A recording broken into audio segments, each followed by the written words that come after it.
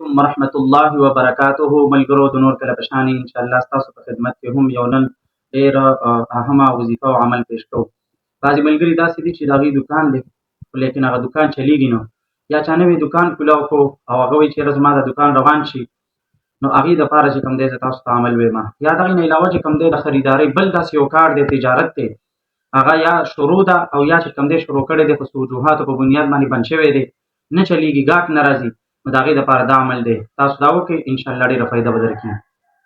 تاسو چې کله خپل دکان ته ودننه شئ نو هلته به کښېنئ، که هر طرف ته ستاسو مخ وي نو 313 مرتبه د الله رب العزت دا اسم مبارک یا لطیفو یا لطیفو 313 مرتبه به توجه سره ووایئ. همغه ځای کې چې کوم ځای کې ستاسو دکان دی یا ستاسو فیکټري ده یا بل څه د تجارت یو ځای ده، هغه ځای کې به چې کوم دی 313 مرتبه یا لطیفو یا لطیفو توجه سره ووایئ.